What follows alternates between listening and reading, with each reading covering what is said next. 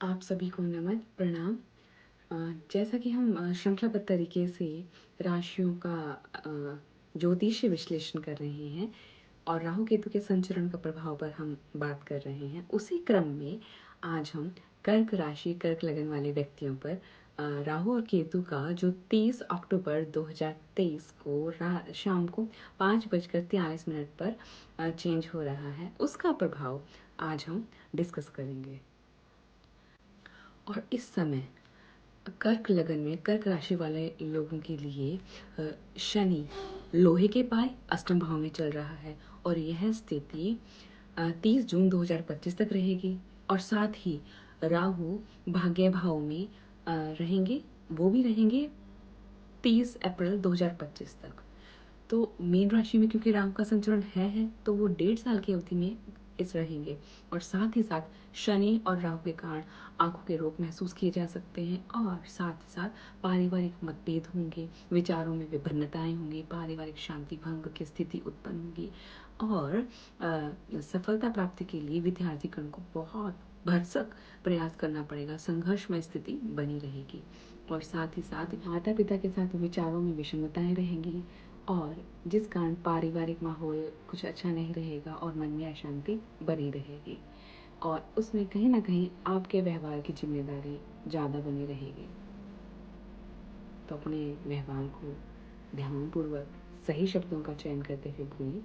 और अपने घर के माहौल को एक खुशनुमा और एक अच्छा माहौल बनाए रखने का प्रयास करते रहें। और भाग्य भाव में राहु बैठकर धार्मिक कार्यों के संपादन में अश्रद्धा उत्पन्न करता है और साथ ही साथ भाइयों को कष्ट होता है। और जिन व्यक्तियों की उम्र 60 वर्ष की हो गई है, उन दंपति को, पति पत्नी को रोग का सामना करना पड़ सकता है और रोग में भी उन्हें असाध्य रोग की स्थिति उत्पन्न होने वाली स्थिति हो जाती है और साथ में इनक्योरेबल हो जाती है एक्चुअली। तो अपना विशेष ध्यान रखें, स्वास्थ्य का ध्यान रखें और बुजुर्ग व्यक्ति अपना ध्यान खास तौर पर रखें। कर्क लगन और कर्क राशि पर राहु की दृष्टि होने से मानसिक परेशानियां बनी रहेंगी, लेकिन थर्ड हाउस के अंदर केतु की उपस्थिति हौसला बढ़ाएगी और मित्रों से सहयोग को प्रदान करेगी। और कर्क राशि और कर्क लगन वाले व्यक्ति इन शनि राहु केतु की स्थिति से उत्पन्न होने वाले दुष्प्रभाव या को दूर करने के लिए और शुभ प्रभावों को प्राप्त करने के लिए, शुभ फलों को प्राप्त करने के लिए शनि मंत्र की जाप करवाएं और मंत्र है ओम प्राम प्रीम प्रोम सह शनिश्चराय नमः की 1080 माला का जाप करवाएं या करें। और साथ ही साथ रुद्राभिषेक करवाएं सोमवार, मंगलवार और शनिवार को विशेषकर, जिससे कि दाम्पत्य जीवन सही बना रहे और मानसिक परेशानियां कम हो और एक अच्छा समय निकल सके। जो ये टाइम ड्यूरेशन का प्रतिकूल प्रभाव है उसका प्रभाव कम हो सके। और हर महीने शनि की वस्तुओं का आप दान देने का प्रयास करें, जिससे कि रिश्ते सामान्य बने रहें, जिससे कि बिजनेस में शॉर्टेज ऑफ मनी की प्रॉब्लम ना महसूस की जा सके। तो आप छोटे छोटे उपाय कीजिए और अपने जीवन में एक कुछ सुखद अनुभूति के लिए और ग्रहों के प्रतिकूल प्रभाव से दूरी बनाए रखने के लिए या एक मानसिक शांति प्राप्ति के लिए ये करना आवश्यक है। और मन में शांति के लिए और पारिवारिक सुख के लिए, बीपी की को सामान्य स्थिति में रखने के लिए आप भगवान शिव की आराधना करें और इसी अनुसरण में एक श्रद्धा भाव बनाए रखें, जिससे कि ये कठिन समय आपका अच्छे से निकल सके, अच्छे से व्यतीत हो सके और आप जीवन के सुखद अनुभव को महसूस कर सकें। और साथ ही साथ 13 फरवरी से 15 मार्च 2024 को विशेष ध्यान रखें, यात्रा ना करें, अपने वाहन से तो यात्रा बिल्कुल ना करें और कभी यात्रा करनी भी रहे तो डिलक्स बसेस और आप सार्वजनिक वाहन से यात्रा कर सकते हैं। और साथ ही साथ आप ये ध्यान रखें कि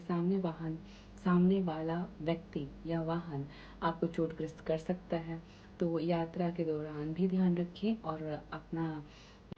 और विशेषता बता दूं, 8 मार्च से 10 मार्च 2024 तक यात्रा बिल्कुल ना करें और अपने जीवन की रक्षा करें, क्योंकि मौसम खराब होगा, पारिवारिक परेशानियों से मन अशांत होगा और साथ ही साथ मानसिक तनाव की स्थिति उत्पन्न होगी। तो कृपया अपने जीवन को बनाए रखें और 8 मार्च से 10 मार्च 2024 तक बिल्कुल भी और भूल कर भी यात्रा ना करें, घर में रहें, ईश्वर स्मरण करें और अपने घर के बड़े बुजुर्गों का और गुरुजन का आशीर्वाद प्राप्त करने के लिए यथोचित प्रयास करें। इम्पॉर्टेंट है, सो बी केयरफुल अबाउट दिस।